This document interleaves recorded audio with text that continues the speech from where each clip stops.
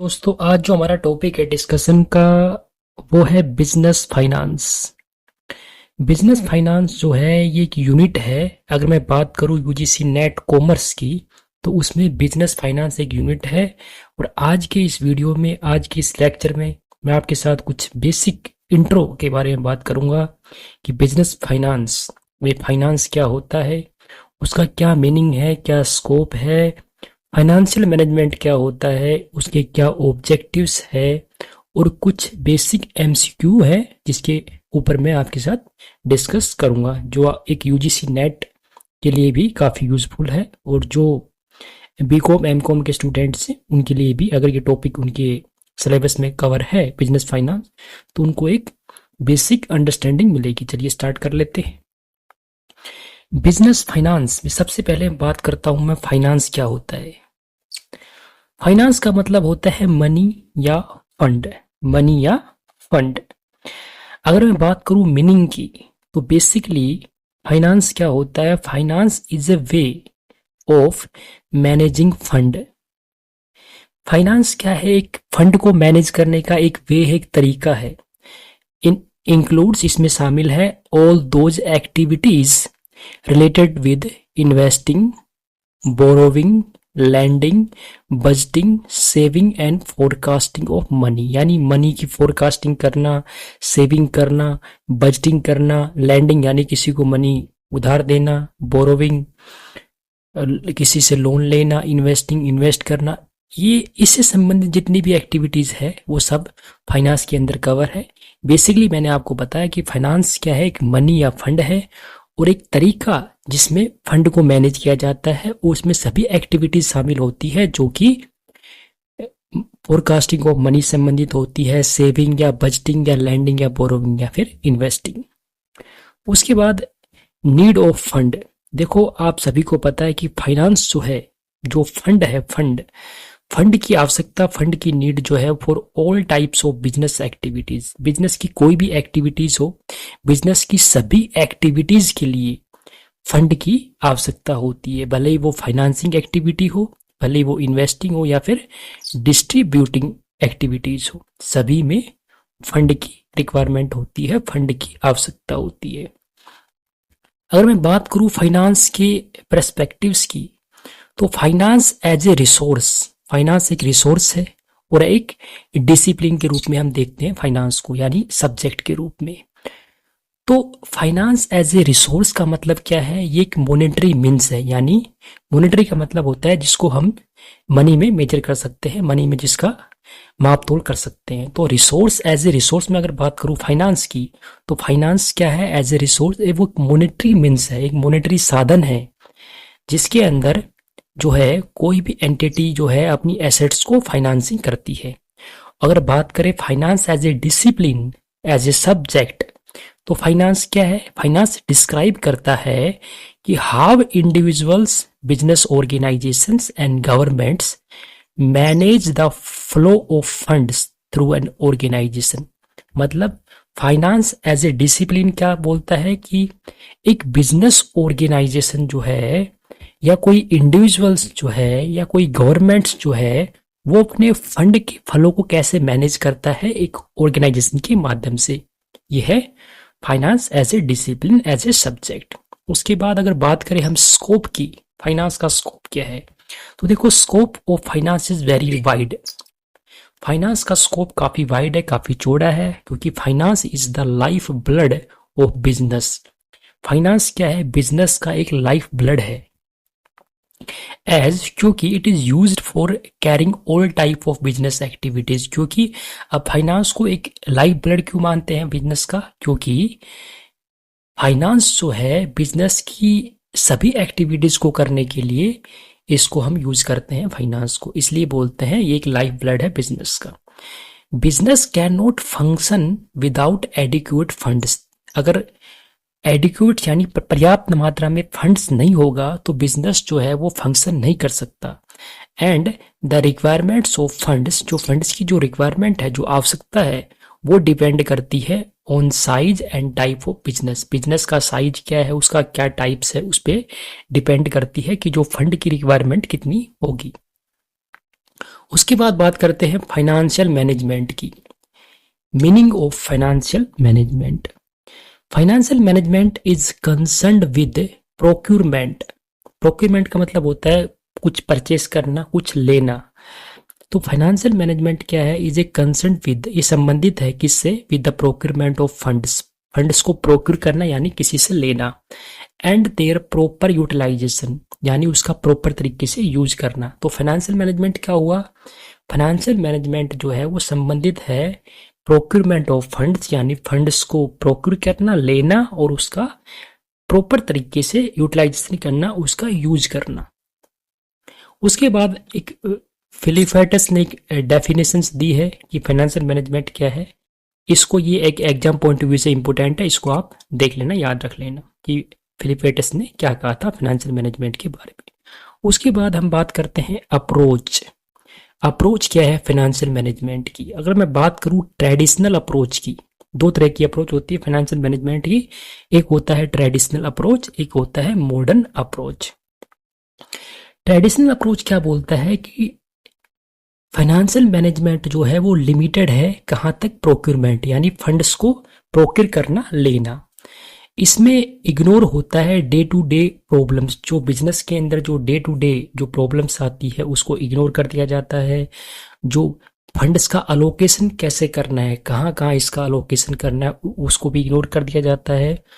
यहाँ पर बेसिकली जो आउटसाइडर लुकिंग होती है उसकी तरफ ध्यान होता है, यानी पैसा आउटसाइडर से लेना। तो ट्रेडिशनल अप्रोच जो है वो लिमिटेड है प्रोक्यूरमेंट तक, मतलब फंड्स को रेज करना, फंड्स को रेज करने तक ही सीमित है ट्रेडिशनल अप्रोच।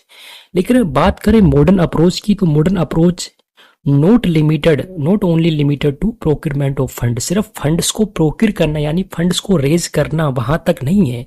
मॉडर्न अप्रोच तो कवर करती है इफेक्टिव यूटिलाइजेशन ऑफ फंड्स, यानी फंड्स को प्रोक्यूर करना, फंड्स को रेज करना, डिफरेंट डिफरेंट सोर्सेस है, इक्विटी डेट के माध्यम से फंड्स को रेज करना, उसके बाद उस फंड्स का प्रॉपर यूटिलाइजेशन करना यानी उसका यूज करना। तो इसमें कवर्स, देखो मॉडर्न अप्रोच जो है वो कवर्स करती है तीनों एक्टिविटीज को। फाइनेंसिंग एक्टिविटी कहती है कि फंड्स को रेज कैसे किया जाएगा, यानी फंड्स को रेज करना। इन्वेस्टिंग मतलब जो फंड्स रेज किया गया है उसको कहाँ इन्वेस्ट करना है। उसके बाद जो एंटिटी जो प्रॉफिट कमाती है उस, यानी उस प्रॉफिट को कैसे डिस्ट्रीब्यूट करना है एक डिविडेंड के रूप में। तो ये तीन फंक्शंस हैं मेनली, इन सभी को कवर करता है मॉडर्न अप्रोच। उसके बाद हम बात करते हैं ऑब्जेक्टिव्स ऑफ फाइनेंशियल मैनेजमेंट। सबसे पहला इसका जो ऑब्जेक्टिव है वो है प्रॉफिट मैक्सिमाइजेशन, यानी प्रॉफिट को बढ़ाना। Primary objective of financial management is to earn profit. देखो जो प्राइमरी ऑब्जेक्टिव होता है फाइनेंशियल मैनेजमेंट का वो क्या है? प्रॉफिट अर्न करना, लाभ कमाना। इट इग्नोर्स, ये इग्नोर कर देता है factors like risk, time value of money, यानी जो टाइम वैल्यू ऑफ मनी है, जो रिस्क है, इन फैक्टर्स को इग्नोर कर देता है। प्रॉफिट मैक्सिमाइजेशन जो ऑब्जेक्टिव होता है वो रिस्क जो है, टाइम वैल्यू ऑफ मनी है, जो वेल्थ क्रिएशन होता है एंड सोशल कंसीडरेशन को भी ये इग्नोर कर देता है। लेकिन मैं अगर बात करूं मैं वेल्थ मैक्सिमाइजेशन की, तो ये ऑब्जेक्टिव कहता है कि वैल्यू कैसे बढ़ानी है, यानी शेयर होल्डर्स जो है उनकी वेल्थ को कैसे बढ़ाया जाए। तो बात करूं मैं वैल्यू की, तो जो फर्म की वैल्यू है, फर्म की वैल्यू जो है वो मेजर की जाती है प्रेजेंट वैल्यू से, यानी जितने भी एक्सपेक्टेड फ्यूचर प्रॉफिट्स या अर्निंग होती है किसी भी बिजनेस एंटिटी की, उसकी प्रेजेंट वैल्यू उसको मेजर किया जाता है, वो होती है फर्म की वैल्यू। यानी फर्म की वैल्यू रिप्रेजेंट होती है मार्केट प्राइस से, यानी जो शेयर्स, जो इक्विटी शेयर्स होते हैं उनका जो मार्केट प्राइस होता है उसके थ्रू किसी फर्म की वैल्यू रिप्रेजेंट होती है, यानी मार्केट प्राइस जो होगा इक्विटी शेयर्स का वो बताएगा किसी पर्टिकुलर फर्म की वैल्यू के बारे में। ये बातें मैं कर रहा हूँ एक financial management point of view से। अगर बात करें वेल्थ मैक्सिमाइजेशन जो ऑब्जेक्टिव होता है सेकंड, इसमें बेनिफिट्स क्या है कि ये it takes into account long term stability. तो ये लंबे टाइम तक एक स्टेबिलिटी को ये ध्यान में रखता है और एक फर्म के सर्वाइवल को ये ध्यान में रखता है। उसके बाद it considers risk and uncertainty, ये रिस्क और अनसर्टेनिटी को भी कवर करता है, कंसिडर करता है। EPS is more important then profit, यहाँ पर देखो प्रॉफिट जो होता है वो वैल्यू होता है, तो यहाँ पर ईपीएस यानी अर्निंग पर शेयर जो है वो ज़्यादा इम्पोर्टेंट है प्रॉफिट के तुलना में। प्रॉफिट एक वैल्यू टर्म है, प्रॉफिट जो है उसमें आपका वो पास्ट फ्यूचर की को भी ध्यान में रखा जाता है प्रॉफिट के मामले में। प्रॉफिट आफ्टर टैक्स भी हो सकता है, बिफोर टैक्स होता है, तो ये एक वैल्यू टर्म है, इसलिए ईपीएस जो है ज़्यादा इम्पोर्टेंट है। अब हम देख लेते हैं कुछ ऑब्जेक्टिव क्वेश्चंस जो एक एग्जाम पॉइंट ऑफ व्यू से इम्पोर्टेंट है, यूजीसी नेट की मैं बात करूँ तो। सबसे पहला क्वेश्चन है कि financial management is concerned with, क्योंकि फाइनेंशियल मैनेजमेंट है वो किससे संबंधित है। तो मैंने आपको बताया कि फाइनेंशियल मैनेजमेंट जो है वो कंसर्न वो संबंधित है प्रोक्योरमेंट ऑफ फंड्स, यानी फंड्स को रेज करना एंड देयर इफेक्टिव यूटिलाइजेशन, उनका एक प्रॉपर तरीके से यूज करना, वो क्या है फाइनेंशियल मैनेजमेंट होता है। उसके बाद the basic objective of financial management, जो बेसिक ऑब्जेक्टिव होता है फाइनेंशियल मैनेजमेंट का वो क्या है, वो है maximization of shareholders wealth. हालांकि ऑब्जेक्टिव दो होते हैं, मैंने आपको बताया है, एक प्रॉफिट मैक्सिमाइजेशन, एक होता है वेल्थ मैक्सिमाइजेशन।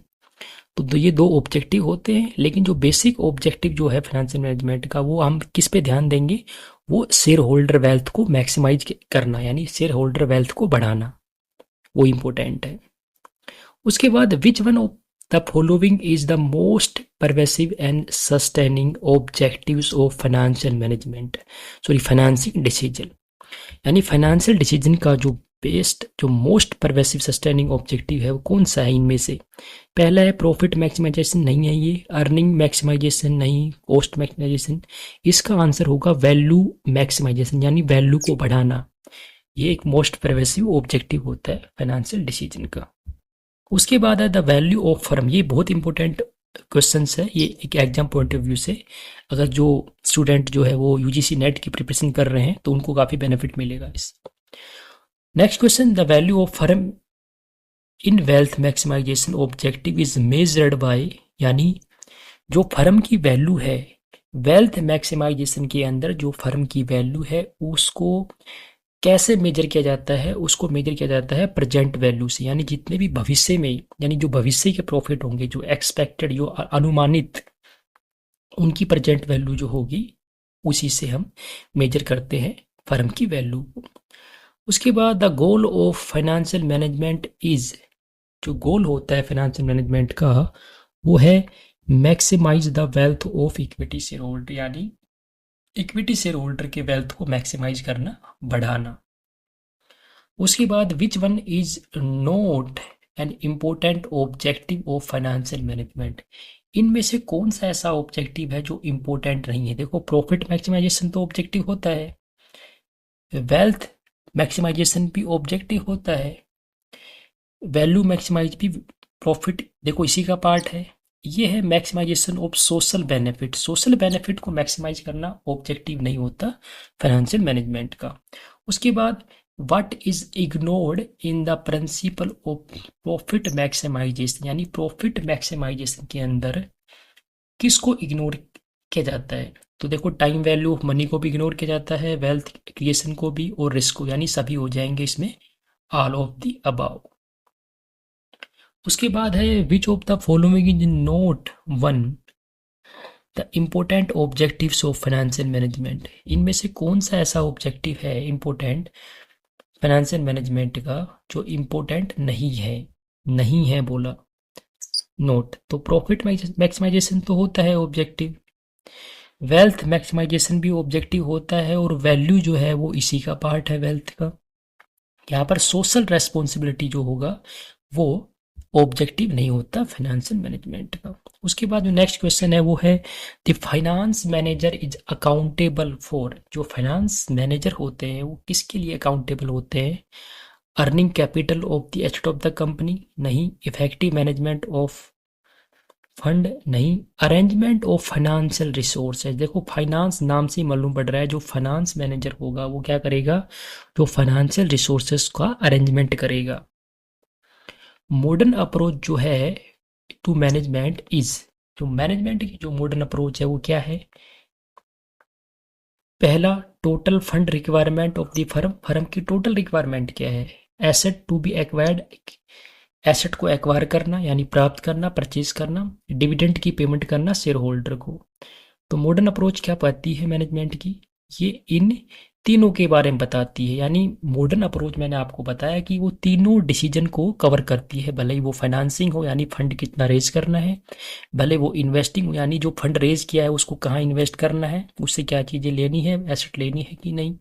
और एक होता है डिविडेंड यानी लास्ट प्रॉफिट जो कमाया जाता है फर्म के द्वारा, बिजनेस एंटिटी के द्वारा, उसको डिविडेंड के रूप में डिस्ट्रीब्यूट करना। ये तीन इंपॉर्टेंट फंक्शन।